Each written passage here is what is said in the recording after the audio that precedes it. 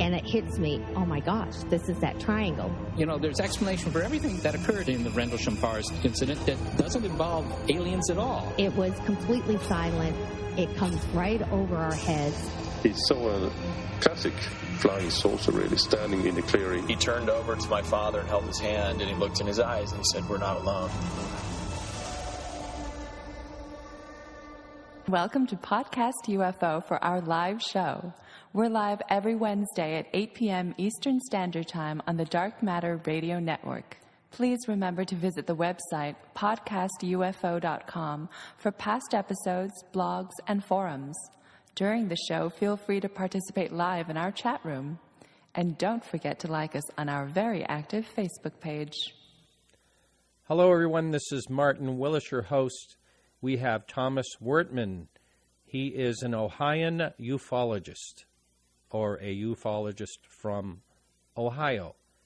And this show had to be pre-recorded as his schedule does not work on Wednesday evenings. I want to say the first hour is pre-recorded. If you're listening live, I'll still be in the chat room at podcastufo.com. In hour 2, we have my good friend Chip Reichenthal, and he'll be speaking about hypnosis of abductees, his own sighting, and an interesting topic, ETs versus ghosts. Which may be proven first? That sounds really interesting. Just so there's no confusion, Chip will be live in the second hour. So if you want to interact on the chat room then with him, ask questions, feel free to. Well, Tom Wertman is coming up right after the news with Alejandro Rojas from Open Minds Radio. And I want to thank everyone for their support. If you have not subscribed yet and you want to hear the full show, go to getjoyride.com/podcastufo.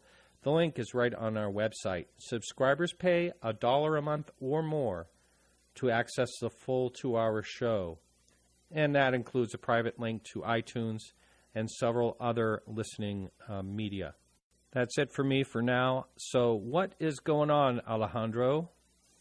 Well, I am trying to determine whether or not my coworkers who have been accused of being reptilian aliens truly are. Because if I can prove that, or at least convince myself of it, I might be able to be on television. I think you can convince yourself of it. That's the easy part. Yeah. So tell me, how does that work? Well, I got this email from Go Lucky today, and they are the people who do the show Hangar One and Disclose Files, some other goofy UFO show. I think the UFO shows these days are terrible, personally, but yeah, they sent this weird email saying, "Oh, please, we need someone who knows about aliens walking among us or reptilians walking among us immediately by Friday." I got something like this about, I got something like this about like a month ago. And, oh, really? Yeah, but it didn't say reptilians. It just said that aliens are walking among us type of thing. Yeah. So they need someone by Friday. So listeners, if you feel that, contact Alejandro Rojas at Open Minds. No, don't contact me. Contact Go Lucky. Just Google Go Lucky and email them and say, "Oh, I know all about it. My neighbors are reptilians," and then you'll go on TV and maybe you'll be famous. Hey, speaking of UFOs, like Honey Boo Boo, UFO shows, and I tend to agree with you. But Ben Hansen, last time I spoke with him, he was potentially starting a show that sounded like it was going to be great.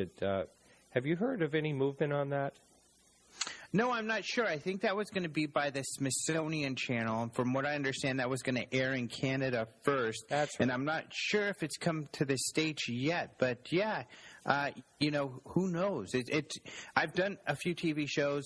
You have done TV, but in a different arena, I suppose. But you never know. You go do the interview, you feel great about it, you're strutting around all, and then it airs and it's like, oh, what did they do? Yeah, the editing. I did not say that, and it's disappointing, depressing, and unfortunate. That's how I feel about Hangar One, quite frankly, and a number of the other shows. So, Yeah, so you never know. And these days it gets into the editing, and they just don't care about the facts. They don't care about the true story in their reality programs. And it's really unfortunate because I think in this field, the real stories and the real mysteries are so fascinating. I do too. Yeah, it's the fluff. They want it. They want if it's a little boring to them, they want to make it more exciting, and that's all it's about is ratings, really. And the unfortunate part is they feel that their fiction that they make up is more exciting than the genuine mystery, and they're often wrong. I think so. And they're just too lazy to look into the facts, and it's easier just to write the script before you even get your so-called experts to come and say anything. So it's unfortunate. And I feel the same, happened with James Fox. Oh, that was Chasing UFOs. Chasing and UFOs. I actually, because of James Fox, I was in it, but I also helped them a lot with developing episodes and getting in touch with people. For months I was helping them. And, James Fox and I and Ben McGee and others felt that it would be better, and unfortunately, they did the same thing. They just kind of destroyed it. Yeah, that's what I hear. Yeah, too bad. Yeah, it is. So, what's happening with the news this week? Well, here's something I never would have imagined. Jason McClellan and I talk about the space news and how we're getting so close all the time to the discovery of life elsewhere. Mainstream science is getting so close, and we get closer and closer, new evidence all the time. And this is new evidence that none of us could have even seen coming. That is, as exciting as the rest. And you probably heard of this, but the Cassini spacecraft has made some discoveries around the moon. Saturn's moon, Enceladus. Mm-hmm. And essentially 10 years ago, they noticed it had geysers, and they thought, wow, that's interesting. And they noted it in their notepad. But now the Cassini spacecraft has been able to analyze what's been coming out of those geysers, and essentially the makeup of the water and that's coming out of there. They believe that it must be coming out of geysers that are at the sea floors of these vast oceans under the ice on this moon, and that it's very warm, like 194 degrees at these vents, these thermal vents. And so the water is warm enough for life. So you've got this water, that there's an area of water there where we would be comfortable. Even. Really? So pretty exciting. Squid and plankton squirting out of the geyser? There could be squid, there could be plankton, there could be a reptilian, amphibious sort of intelligent creature that has developed civilizations. And if they get here quick enough, they could be on TV. Yeah, right. Yeah. Or they could. So this is exciting, though. Just another big step towards the inevitable discovery. And, it's funny, my son was telling me about this, what was it, like a week ago or something like that? Yeah. This came out? Yeah, that's pretty cool. Oh, yeah, that this came out? Yeah, It came out a few days ago. So pretty exciting. It is. And I think we are creeping toward that fact. I did have a conversation with Jason out in Phoenix about that. Yeah. And he was a little non-committal about saying 100% that he thought it was going to be this year. Oh, really? We've got this bet. Well, I think he said in the next 2 years. But I thought his bet that he was saying within the next year. Yeah, I think he was giving himself a little bit of wiggle room when I was. He amended it. Okay, well, 2 years ain't bad, but that's still, you gotta be a man and stand by your numbers. I think so. That's right. I'll have to give him a bit of guff for that. I hope you do. Yeah. All right, so what else is going on? Well, UFOs over Oklahoma City. So this is exciting. I don't know if you've seen this, but this is creating a buzz out there. Yeah. This is essentially the morning news cam goes to their video cam that's over a casino called Grand Casino outside of Oklahoma City, and this is Oklahoma City news. They're looking at the traffic on the highway early in the morning, and zip, you see this little light quickly move in front of the camera. Well, the newscast, Coco, they didn't shy away from this. They took that 13 seconds of this thing flying across.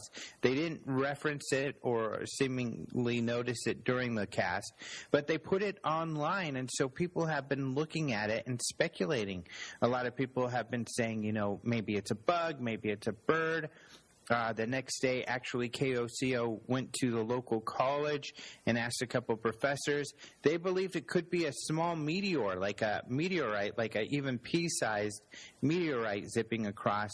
But, Mark D'Antonio, for instance, today, the photo analyst for MUFON, he adamantly disagrees with that. He says that's ridiculous. I do, too, because for one thing, you can see it. Like, you can see it when it's all the way down to the ground, but it doesn't streak like a meteor would. Mm-hmm. The constant streak you see in person. These are. Well, and I don't think you can see it go all the way to the ground, or at least I don't know. They dissolve. It sort of hesitates a little bit down near the ground. If you watch it, I saw this last Sunday, and I watched it over and over again, and it looks like when it's heading down toward the ground, it doesn't show that it's hitting the ground, but it almost looks like it hesitates a little bit. Something's a little funny about the thing. Well, what I think, my personal theory, is that it's a very low frames per second, which is common for cameras like that because it saves on memory. And so that's it. So it looks kind of jittery, and that at the end there's a dissolve into the next scene, and so it looks like it's moving, but it's just like the dissolve function, making it look weird. So that's what I think. I don't know. But regardless, what was interesting is Mark wasn't sure what it was. At first, he thought it might be a meteorite. But in looking at it, he totally does not think that anymore. However, he looked at it on a really large screen, and he says he thinks now it might be a bird that's illuminated by the nearby light. But isn't that something? It's not obvious what it is, which just shows what an interesting video it is. So people will have to check that out. I did draw the similarities between it and a video that was taken on a drone in the Silicon Valley lately. Oh, that we talked about last week. We talked about that last week. That one is I think that one looks more likely to be a bug, but it's also a white object zipping by. But, pretty interesting video. It is. And last but not least, this is the big news out there, which is Jimmy Kimmel talking to Obama about UFOs. So this is causing a lot of controversy, of course, as it would. But Jimmy Kimmel, the day before this happened, I had read an LA Times piece where he said, I think I'm going to ask Obama about UFOs, just like I did with Clinton. And, of course, I got excited and was thinking, well, I hope he does. And he did. So just like he did with Clinton, he said, if I were to be president, which he says he never would become president, the first thing he would do is run to where the files about Area 51 and UFOs are, because he really wants to find out. President Obama said, well, that's why you're never going to be president. That's right. It's pretty funny. It was really funny, I thought. So Jimmy Kimmel kept talking about this. Obama essentially said that, I can't tell you because the aliens won't let us. They keep strict control over us. And Jimmy Kimmel said, well, Clinton said he looked into it and he didn't find anything. And Obama said, well, that's what we're told to say. So, and at one point he said, I can't reveal anything. And they're laughing, and he's joking the entire time. I saw it as laughing and joking. It seems like the majority of Americans or people around the world did feel that way. But, of course, you do have a number of people who are like, I can't believe you people think he's joking. He's telling the truth. The aliens won't let him talk, and that's what they're told to say. And a lot of our colleagues, some of the people we've interviewed, both of us, and some of them that are more well-known, who we may have interviewed often, are coming out and saying, yeah, he's probably telling the truth, just trying to make a joke of it. So I don't know. That's what happens. In my story, I also wrote about, a similar situation that happened back in 1982 when Steven Spielberg went to the White House to screen E.T. and with Ronald and Nancy Reagan, and at the end Ronald Reagan stood up and said, there's not many people who know just how real this is, and everybody started laughing. Spielberg has said himself he thinks Reagan was joking. He's a ufologist, and he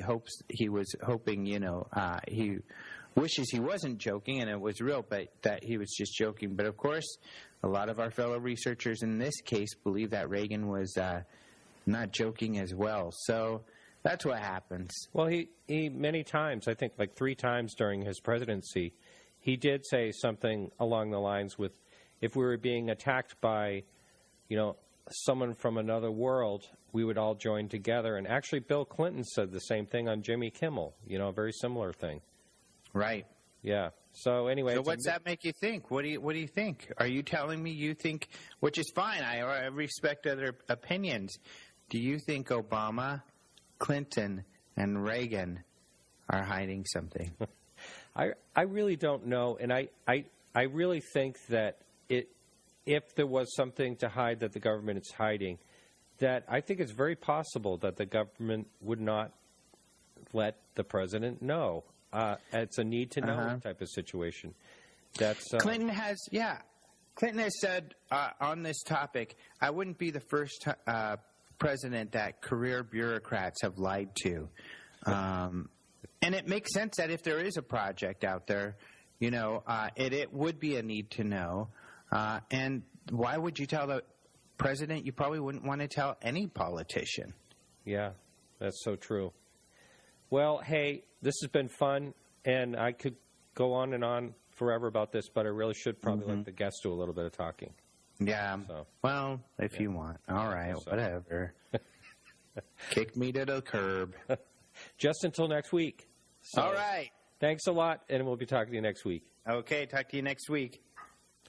So hang in for the music clip. We'll be right back with our guest, Tom Wertman.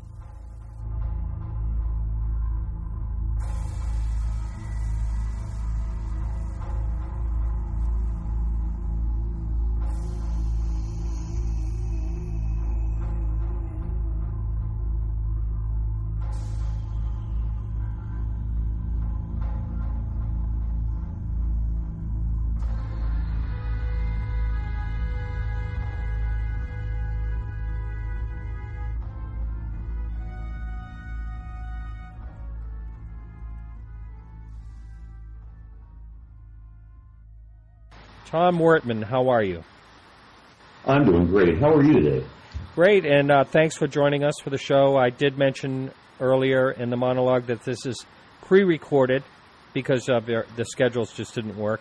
But actually, the very first listener to this podcast, Scott, you did meet him at one of your talks out there, and he suggested to have you on, and here you are. How about that?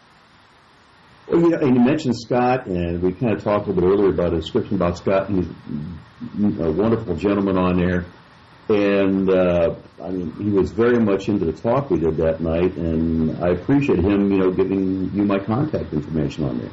Yeah, we know Scott by the mega beard he has. He has a really cool beard. Without a doubt. Yeah. That was an easy identification when you pointed that out. So, Tom, who are you? Well, tell the listening audience who you are. I know you have a number of titles, but one of the things I did read about you is you and I kind of share the same interest in science. So I like that about you. And go ahead and tell the listening audience who you are. Well, my name is Tom Wertman, and I'm the state director for the Mutual UFO Network for Ohio. I'm also a member of the STAR team for MUFON itself. And I'm also part of the case assessment group, which works with doing international cases, investigations out there. This is something that, when I got into this, it was just, I call it a midlife crisis. That's the best way to kind of describe it. Because, we've blessed our hind ends for how many years now? Like, I'm 60 years old, and I'm thinking, I've worked my hind end off for 42 years. You raise a family, you raise the kids, you take and chase the kids down, you help them out all these years, get them off to their start. And all of a sudden you hit midlife crisis, and it's kind of now, I guess you could say, me time. And when I went through that realization myself, this is male logic now. I went through 3 stages. One was, I always asked the wife, I said, I'd love to have a Corvette. And she's like, you can't have a Corvette. It's impractical. We've got kids. I said, kids are going to go on. Get rid of the impracticality of that. I want the vet. Well, she's gone, and the vet's in the garage now. That's another thing that happens in life with some of us, too. Well, she should have listened to you. That's right. Here's male logic number 2. Male logic number 2 was, I got rid of the motorcycle not long after we got married. There goes the Harley. And the guys out who probably listen to the show going, you got rid of the Harley? What type of idiot are you? You probably should get rid of her instead of Harley, Well, again, like I said, she's gone, so the motorcycle's not in the garage to keep the Corvette company. That's just male logic. But then the third thing I did is I said, as all these years, like we were talking earlier, we both had similar interest in ufology. And mine started back in the mid-1960s. We had the Book of the Month Club in school, and I think it cost me like a grand total of like 35 or 50 cents to buy Frank Edwards' Flying Saucer Serious Business. And when I read that book, it was my first book of that nature, I was hooked. And I read that book from front to back. I wore the book out pretty much. And I remember even as a kid making notes in the margins on my thoughts about different topics he presented in the book. And one of those in particular is there was a photograph from McMinnville, Oregon. Oh, yes. And as a kid, I remember looking at the photograph over and over again saying, where's the wires? Don't see them. Where's the strings? Don't see that. And I just made a note in the margin saying, I don't know what it is. And here to this day, that photograph still stands up as one of the best photographs on UFOs. Mm-hmm. Yeah, so they even have a festival out there once a year. Exactly. And I've never been there, but it's something I'd really love to do. But that was where I kind of started from. And then, like I say, we go on and we raise a family. I went out and got 2 degrees. I've got a bachelor's in business, specialized in HR. I've also got a master's in education. And I've been involved now in education for, this is going on 33 years. And like I say, now it's me time. And I also see, some things by being involved in this field is, I guess you could say, synchronicities. Things happen for a certain reason. And when I got this idea to start, pursuing, my earlier interest back in ufology, I started to wonder if there's anybody who does this stuff. Huh. And I just happened to be listening to another radio show that night that was discussing UFOs. And I went on the internet and did a little Google search, and I found a group called the Cleveland Ufology Project. They make the claim as being the oldest group, not just in Ohio, but the world, founded in 1952. And they've been meeting ever since. I went to their first meeting, and here's the synchronicity. Their first meeting is only 2 miles from where I live. And it was like 2 days after I found it on the internet. I became a member. I started getting involved more with the group. And that was the same time I said, this group does a lot of general interest stuff. They're very good at it. You've got some great people in the organization. But I want to go farther. And that's why I found MUFON and then got certified as a field investigator and started doing investigations. And from that start, roughly almost 6 years ago now, I've done, I think, maybe off the top of my head, 600 cases, investigations. And several hundred of those have actually been in Canada, the United Kingdom, and even stretching down into Puerto Rico and so forth. And I found that when I started doing investigations, number one, I love to talk to people because they're seeing things they can't explain. The reality, probably 80% of those can be explained out there. And as I got involved with it, I started becoming more adept in investigation skills. I'm very computer literate. I started expanding my skills with the computer, doing analysis, doing investigations. And over these years, I've had some real gems of investigations that have just jumped out. And I tell people openly, I said, sometimes you've got to turn over 100 cases before you find out one gem, by turning over 100 rocks. Mm-hmm. But when you find that gem out there, it makes going through those 100 cases worth it. I bet. So can we talk about some of those gems? We don't have to right now. You can keep going if you'd like, but I'd love to hear about those gems. Anytime you like. I mean, there was actually two of them kind of stand out. And one of the cases that stands out was one that we had happen here in Ohio. I received a phone call at home one afternoon, and it was from Craig Lang, who's in charge of cases for, in this case, went to the STAR team, our immediate response team, and he notified me that there was a incident where two gentlemen down in southern Ohio in a state park called Salt Fork had experience with missing time. The gentlemen were doing an all-night fishing trip. They went down in the evening on a Friday evening, and it was early Saturday morning that they discovered that they'd missed 3.5 hours of time they couldn't explain.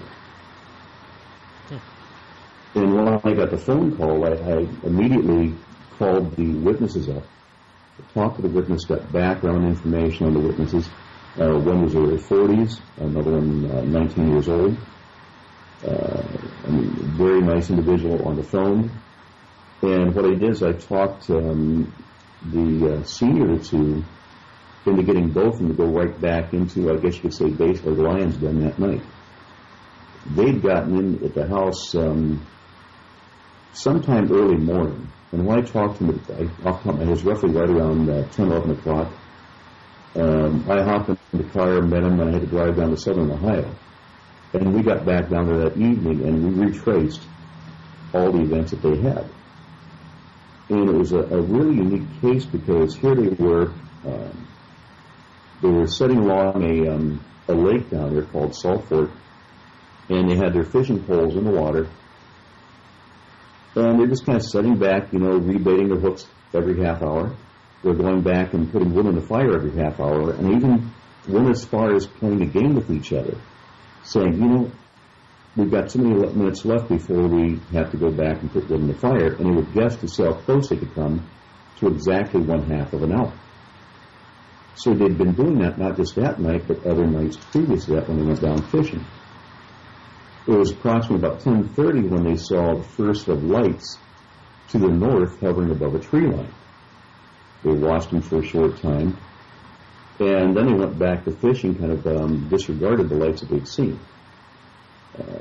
11:30, lights come back again. They're hovering back and forth along the same tree line area, very bright. As if in this case it was like much brighter than a normal star, almost like maybe like an aircraft was right on top of them. When I did my initial investigation that same day, there were a couple aircraft, but not in that same exact location they were describing. About 1:30 in the morning, they remembered hearing it like a real shrill voice, and the shrill voice sounded almost female, and at that point they started getting spooked. Now here were two gentlemen who had been fishing at the same location, not just once, but they'd had probably 1,000 hours fishing or more at that same location. So they knew that area inside and out. Well, it spooked them enough that they almost hopped in their car and left that day, or actually their truck and left. Well, they stayed, and one of the gentlemen was up, the younger one, the 19-year-old, was up baiting his hook, and the next thing they remembered was the 40-some-year-old looked at his cell phone and said, "Hey, dude, you're not going to believe this." He goes, "What?" He goes, "It's 5:19 in the morning." Wow. So they don't remember anything from 1:30 till 5:19 in the morning. And they said, first of all, the 19-year-old would never stood by his fishing line for 3 hours and 45 minutes without doing something else. I mean, he would have been doing something else that whole time. Also, family members, they had been doing phone calls back and forth to the wife, the girlfriend, and they were out of contact for that same time frame on it. And they did have cell phone reception in the area they were at. That night we went back, we retraced our entire steps. And I'm one, when I did the investigation, they showed me, said, yeah, we've got a cooler here. I popped the cooler open looking for, potentially alcohol. Nothing like that. Water. I checked everything they had. There was no signs that, anything else would have affected that lapse of time on there by, other methods. We walked the whole region down there. They showed me where they'd been at. They retraced all their steps. And they were extremely scared. Best way to describe it. The 19-year-old was kind of almost like acting like Barney Fife. He was right on the edge of the seat. Any little sound he heard in the woods, he was just jumping all over the place. And what I didn't tell him is that night when we were walking around, at one time when they reacted, I'm normally very easygoing. It takes a lot to get my attention like that. But one of the noises they heard off in a distance, I sensed something myself in that direction. And the reason I say sensed is that I have had some experiences when doing these investigations where I felt a presence or felt some maybe energy off in a distance or energies around me. And I felt like an energy off in one distance. But I acted like nothing happened. We finished out going through the investigation that night. I even collected all the clothes that they had, which I got out being researched and analyzed. And what I didn't tell them is that the following week I went back down myself at about 4 in the morning. I wanted to first of all see if they were down there at that time, which they weren't. Secondly, I wanted to take and basically retrace their steps as close to the time as what I could that they were there. And when I was walking around, I took the typical instruments an investigator would use. I didn't pick up any magnetic anomalies. I didn't pick any unusual electric fields up or nothing like that. But I was walking around the region where they were at. I started walking around, from there I started walking around the rest of the park. And I hit one spot that I'm looking at some of the instruments in my hand, and again, it's completely black, completely dark out, almost no ambient light. Just a little tiny flashlight I had in my hand. And all of a sudden, when I hit one spot, I sensed something. I felt an energy. And I said, whatever it was here. And I looked down, I was standing in an impression of burnt grass. Really? The same size as my shoulders. And it was the only spot where you could see that same type of damage to grass. But I just felt something was there. Since that time, I've had contact with both of them. A few weeks after the event, the 40-some-year-old was still extremely nervous. He said for a number of nights he never went out of the house after dark. As a matter of fact, the 19-year-old stayed at the home of the 40-some-year-old as like a family group. And they basically all slept in the same room. The husband, the wife, the girlfriends, everybody stayed in the same room because they were totally scared at night. Here's something that freaked that individual out so bad. They wouldn't go out at night. And he was a construction worker. He also was trained in martial arts. I knew he was an instructor. I trained in martial arts myself. And, I mean, there was no reason he should have been that shaken up. But whatever happened to him left an impression that even we've talked after that time. I mean, it still extremely bothers him. Because he doesn't say it was a UFO, but he says, I missed 3 hours and 45 minutes basically that I cannot explain. And I have no clue what happened, neither one of us. They don't remember anything at time frame. I could certainly see why that's scary. Now, this is kind of interesting because this is now the third story that I've heard when someone was fishing. There was that famous one down in, I want to say, Louisiana, and I had the gentleman on the show where the supposed aliens had like cones coming out of their head. Just drawing a blank on who that is. A really nice guy. And then, of course, the Allagash incident when they were out fishing in their canoe. So, caution to everyone going fishing. Look out.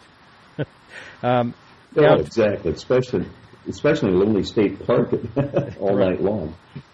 Yeah, it's funny about parks. You know, you hear a lot of things about parks, people missing and all kinds of weird stuff. Have you been in touch with these people since and talked about this? we exchanged emails not long ago because I've had the closeout being reviewed, being looked at, and we did find some materials on the close, but we're going to do a closer investigation. And they didn't really comment about their condition right now, but I can tell that the older gentleman is still upset in the correspondence on it, even though it was very brief. The 19-year-old, the last I had contact with him before that was like a few months ago. And he was pretty much coming back to normal, but again, you think about his age, he's 19 years old. He's probably going to be the most likely one to return back to normal. Somebody who's a little bit older is going to be more upset potentially by something like this. And especially he's an individual who, as his wife described it, he's very much has to be in control of time. If he says he's going to be at some place 8 o'clock, he doesn't want to get there at 8:01. Yeah. So now he has somebody basically taking 3 hours and 45 minutes of his life away, and that's what's extremely upsetting part. And that's what he wants an answer for. Yeah, that would, when it happens like that, I mean, I just can't even imagine what that's like, but, you know, to have two people have it at the exact same time, it really is something that, you know, can't be explained too easily, that's for sure. Exactly, and I turned it this way. I said either they were two of the best liars I've ever seen in my life. I mean, these guys deserve the Academy Award. Or, in this case, something happened. And I've talked to Travis Walton, and again, Travis Walton's another one, to me, who has a very, very credible story. I agree. And they showed similar signs of nervousness. Like when I talked to Travis, we'd be open and we'd discuss it, but you could just see that event just really shook up his entire life.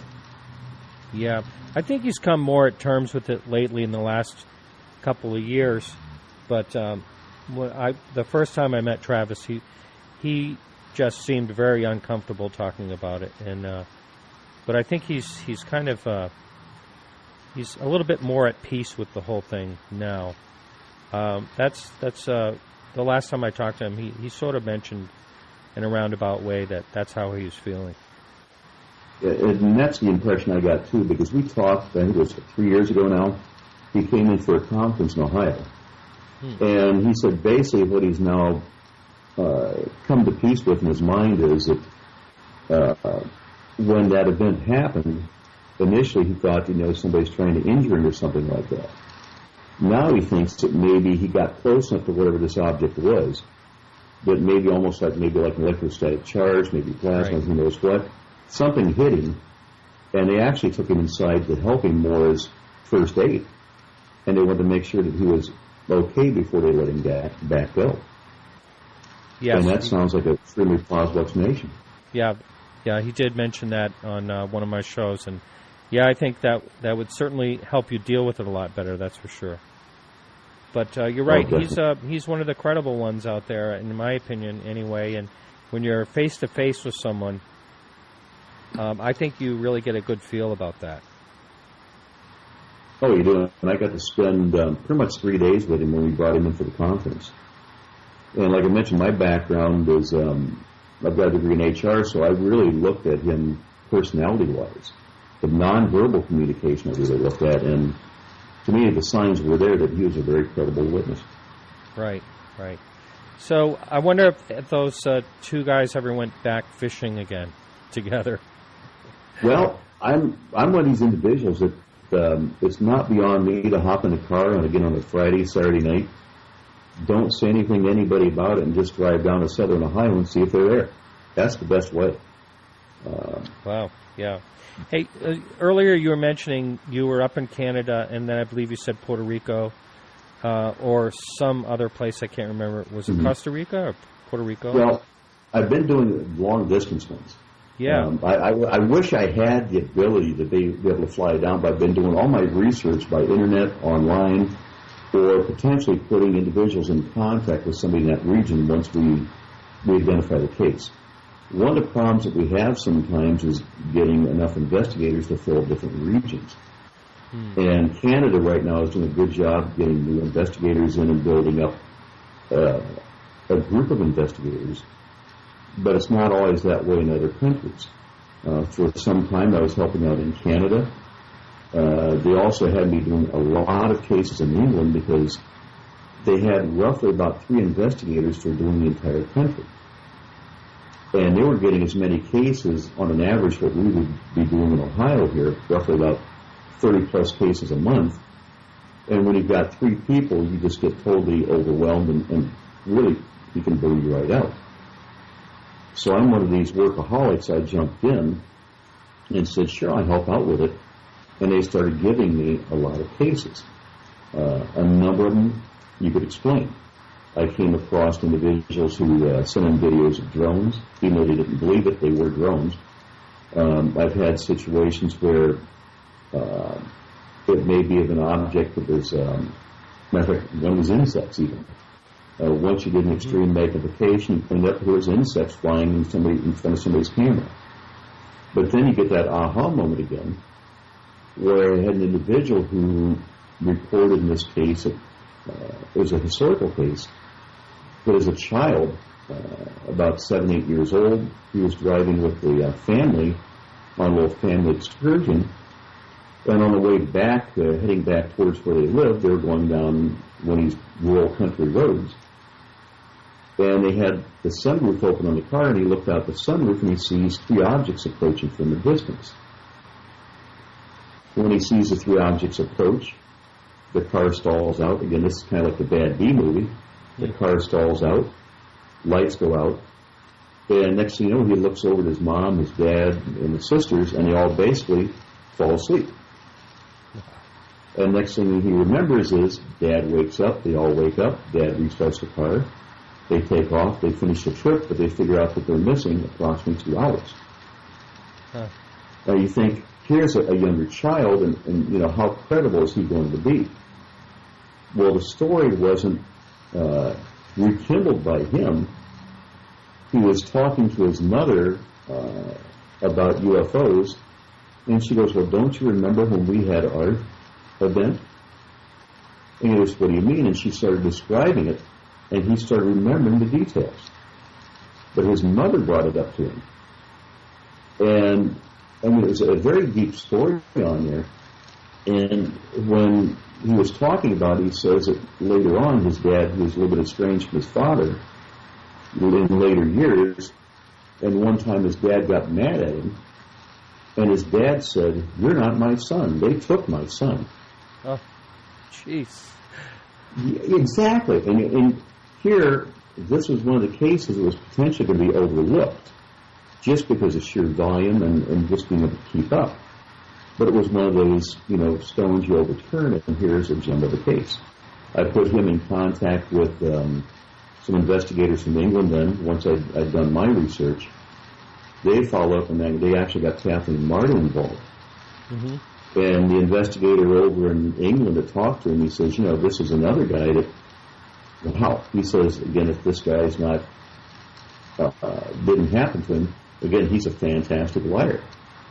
I talked to the gentleman on Skype several times, again, very, very credible. I watched the body language, and they found out the same thing when they did their local investigations. And all he was wanting was no fame, no glory. He says, just can you help me find an answer to what happened? He says, because this is what happened to him. And that's all he was looking for, was just an answer. Wow. That's pretty amazing.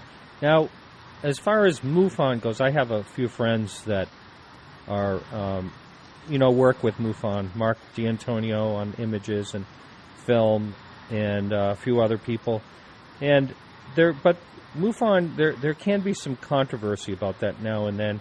You know, I've heard, I got a message from an old-time investigator from all the way back in the 60s, saying that MUFON was infiltrated by the government and by the CIA all the way back in the 1960s. And you kind of hear about stuff like that.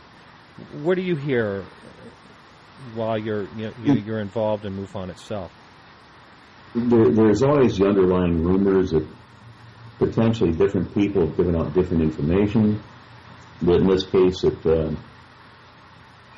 had a couple cases where I've come across that the witness was approached shortly after the case was filed, by individuals from the outside the organization, and it makes you wonder on where the source of that information was and on why these witnesses were contacted on what appeared to be a very good case that short time after it happened. But the thing is we're a volunteer organization. And when you've got a volunteer organization, you're pulling in the best people you can. Right. You're going off with the people, trusting, putting faith in that that's what they're here for. I know there's always one or two bad apples in whatever organization, and I think there have been a few people that have kind of used the title for for a little bit of fame here and there, a little bit of screen time perhaps, but for the most part, I think that anyone that's out there volunteering and investigating is doing a good thing. And that's it. I know a lot of people are putting in tons of hours volunteering for this project, that project, whatever they can to help out. And like you say, you're always going to have potentially somebody who decides to say, okay, I want to do this for my own personal interest. And the thing I can hope if somebody does that is, they leave the organization, because we need people who are really trying to gather good information for the cause of trying to really figure out, what these things are, where they're coming from, and just try to put an answer to it. Right. Now, are you supported by MUFON, though? Or, like to say, if you're a field investigator and they ask you to go out to southern Ohio, are you supported by doing that? Or is your gas mileage, everything is all out of pocket, or do they actually help with the expenses? I'm supported by by pay I get from my regular job. There is no income coming in to support this from MUFON. Even any subscribers we have within the state of Ohio, because we have our own subscriber list. What we do with that money is that goes to our newsletter, that goes in towards hosting our conference each year. That doesn't go into the lining of anybody's pockets in the organization. It goes to support the web pages, things like that. When I go out and I do my investigations, that money's right out of my own pocket. And I'm very honest with people considering to become investigators, because they see TV shows sometimes and they say, hey, I'd like to do this. This is kind of like CSI maybe. Mm-hmm. But then they realize that, number one, they've got to buy a manual. The manual comes out of their own pocket. They've got to study the manual. They have to do research. We have to get together. We have to meet. We do mentoring processes.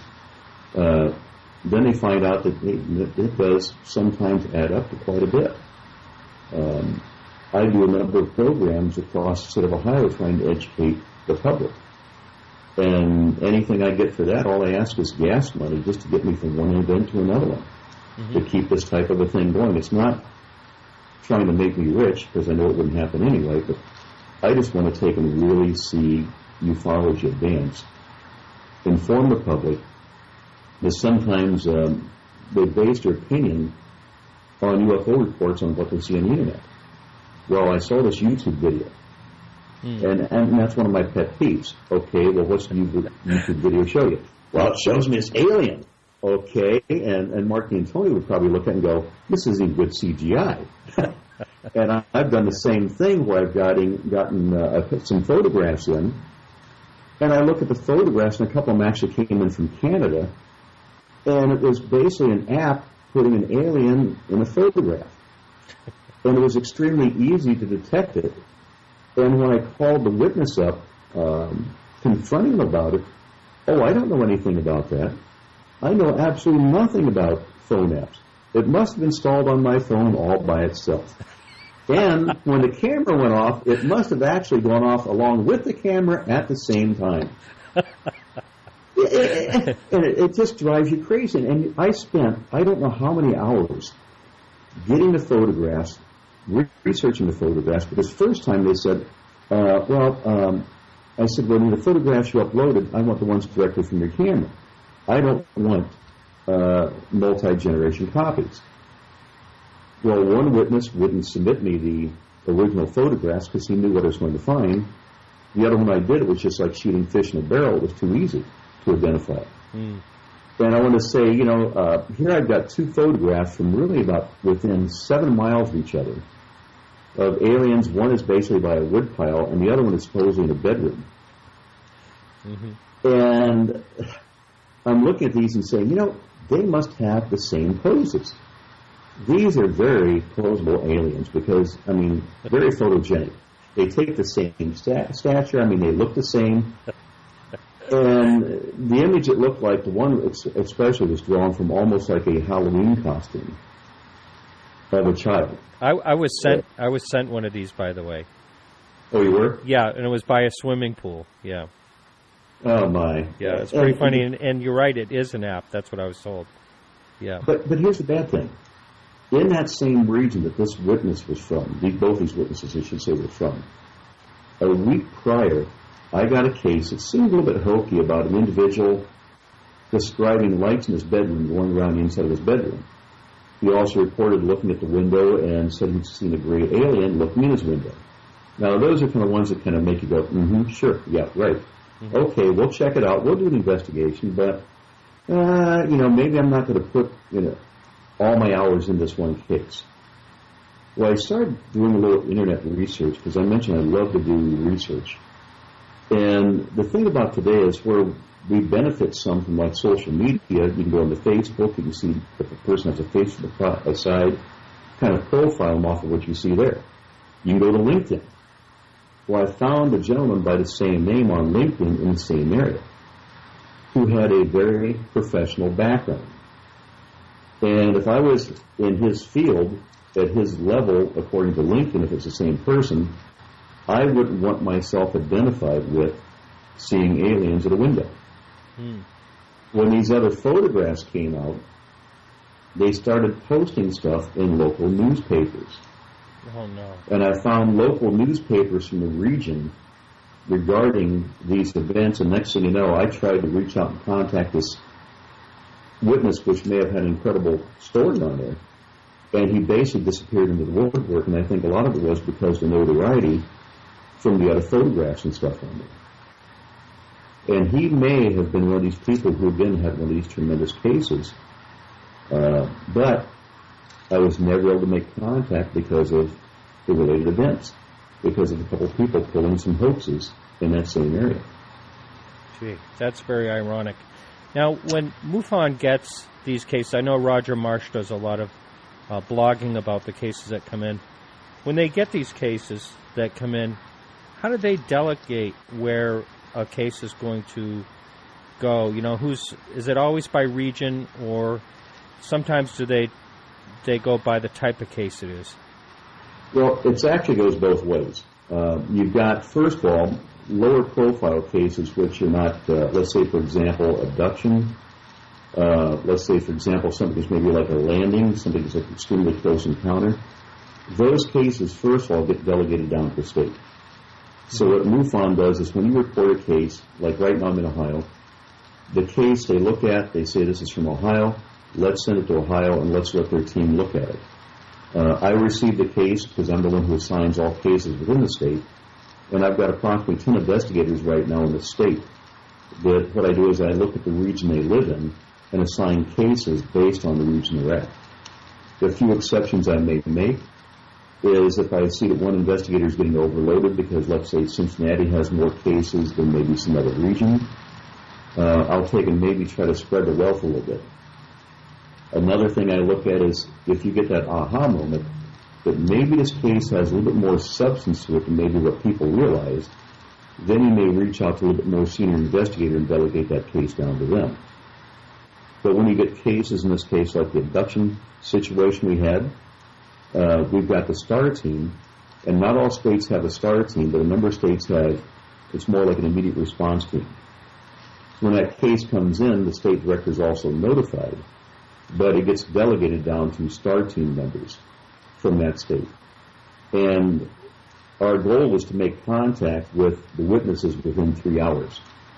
We want to be on that scene as close as we can, especially if you figure that, what if we had like a Roswell crash here in Ohio? We want to get there before these green trucks come up with canvas backs on it and ferret everything away. We want to get that first opportunity. They're also forming a newer team now that's going to be on a similar nature where when these high-profile cases come in, again, extremely high-profile, they get, again, more seasoned veterans out there immediately to handle these. So it's really kind of like they're looking at the case, the type of case coming in. They want the best people handling it as possible. I see. Now, Wright-Patterson in Dayton, Ohio, is there a lot of things happening in that area in particular? We get a number of reports from that region down there. And sometimes, it depends on the time of year, there's an area called Middletown, Ohio down there, which has skydivers. And guess what they like to skydive with? Flares, right? Yes. Mm-hmm. And every June, July, we can always expect who knows how many reports coming in from skydivers. And you go to the website and you say, well, we didn't know that we were going to attract attention like this. But then when you look at their advertisements, they say that we have been known to make news media that draws attention to your event if you're considering hiring us, which meant that it would be featured in national news or local news because of UFO reports is what it really boiled down to. We get those, we get the Chinese lanterns, but then there are people reporting seeing objects around the White Pad area. And I'm kind of a believer that, maybe that White Pad, and not just because it's in my own state, but maybe White Pad is more of a central area where this stuff is being housed at. Well, like when they had the Kecksville. It just comes up too many times, and it has to have something going on there. I've always been fascinated with that. Oh, so have I. And as a kid, going back in the 60s, I remember talking to one of my buddies whose brother was a security down at White Pad on the base itself. And he was telling his younger brother about the fact that there was an area down there that they were told to kill anybody if they ever got inside this building. Jeez. And it made me wonder what that building was now all these years later. Was it something maybe military related? Or who knows, maybe it goes back to something being hidden down there out of public sight. Right. So you just talked a minute ago about Chinese lantern. That's another headache. The hoax, the videos on YouTube, that's another headache. Now we have drones coming on strong, and I think that's going to make things even more tough. Do you have? I know there's a lot of toy drones out there that someone could possibly mistake for something, but do you hear about drones at all? Yes, they do. We've had several reports coming in from Ohio that, the investigator's opinion was they were seeing a drone. I had one come in from northern United Kingdom, and the witness submitted me a video where you could see an object going up besides a church steeple.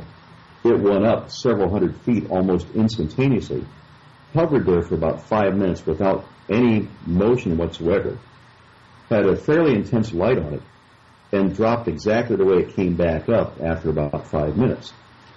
When I questioned the witness on it, if anybody was flying drones in that region, he really got hot. He says, I thought MUFON was a credible organization. He says, all you're trying to do is discredit what I saw.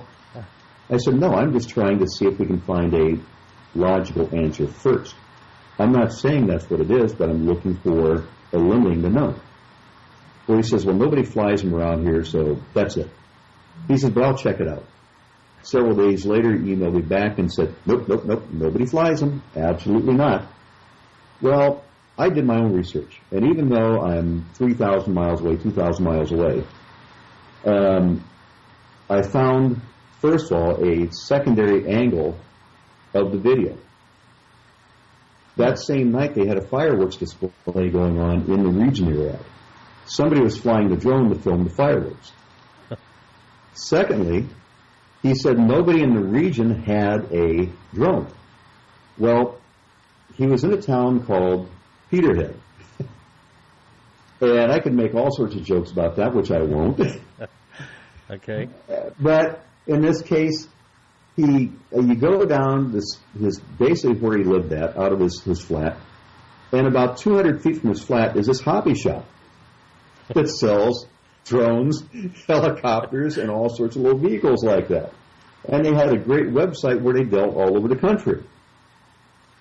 And I really want to get sarcastic and say on the way to the pub, when you're heading down there some night, kind of look over to your left-hand side and wave hi to them in a hobby shop as they're selling their drones.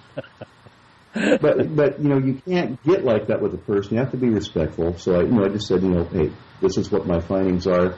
Unfortunately, we don't like it too bad. I'm sorry, But without a doubt, that one was a drone. I also had an aerial one from over London that they were flying drones out doing some sort of maybe mapping, surveillance over downtown London, over an area where they're doing commercial stuff at. But you could tell it when you blew the image up, and you actually had it. It was an extremely high quality image, by the way, that the person sent. And once you magnified it, you could see exactly what it was.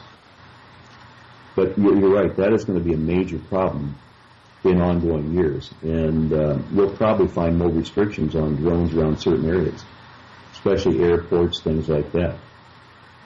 Yeah, they really have to figure out how to map the traffic out on how all that's going to work. And Amazon has an idea of delivering packages, and these things will happen eventually. It just all has to be figured out.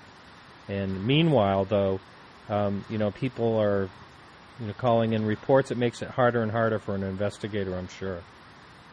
It does. When you get, let's say, 30, 40 reports in a month, you've got, in this case, 10 investigators, and you've got 90 days once a case comes in to close the case down. The workload can build up substantially. We may have to be driving out to different witnesses' locations, maybe not one trip, maybe multiple trips. The internet research, trying to find out if there's a plausible explanation. Was it aircraft? Maybe they saw Venus. We're getting that right now this time of year again. But why, really try to tie up our time? And especially, it cost us money in the process. When we'd really love to dedicate, as much time as possible to these extremely interesting cases out there, rather than being distracted by somebody, just trying to pull a hoax. Yeah, it really muddies the water. Well, do you have a website? We're just about out of time here. Do you have a website? Yes, we do. The website is called MUFONOhio.com, and we post a lot of our events that we've got going on. This year, as a matter of fact, to kind of do a little promotion here, we've got our Ohio MUFON conference coming up in June, and it's going to be the first weekend of June. And we're fortunate to have James Fox coming in, who did 2 fantastic documentaries. I Know What I Saw and Out of the Blue. He's going to be one of our featured speakers, along with Nick Redfern's coming in. He just is releasing a brand new book he's going to be talking about. And then we've got a third individual speaking that day, who's Terry Ray, who's a field investigator from Pennsylvania. Oh, is he the one on the orbs? Yes, he is. Okay. Yeah, I've been trying to reach him, actually. Anyway, thanks so much for being on the show today. I really appreciate it. All right, everyone, I have some bad news for you. The internet is down. There's high winds where I'm at. I was not able to do the live show part 2. So Chip is probably going to be on next week. And again, I apologize for that. So that's the end of the show. And I apologize to the supporters for not being able to put up the full 2-hour show. No one really wants to just listen to me talk for a full hour, I don't think. So anyway, again, I apologize. Internet was down. We had trouble at the Dark Matter Radio Network as well, because a computer went down. So it was one of those nights. Anyway, I want to thank Alejandro Rojas for the news, and I also want to thank our guest, Tom Wertman. And after that, I want to thank Terry Lloyd Whitehouse and Bruce Renier for our music. If you go on our website, podcastufo.com, you'll see a new blog posted by Michael Lauk, and that is on comic books and UFOs. And I also want to thank Peggy Shunning for managing our Facebook page. Remember to like us on Facebook for all the latest UFO news. And again, if I could talk an hour and make a lot of sense and make it interesting, I certainly would give it a try. But I can't really think of enough to say to fill up a whole hour. And again, I do apologize for the supporter. I will somehow try to make that up to you, maybe have an extra long show. So this is Martin Willis saying, keep your eyes to the sky.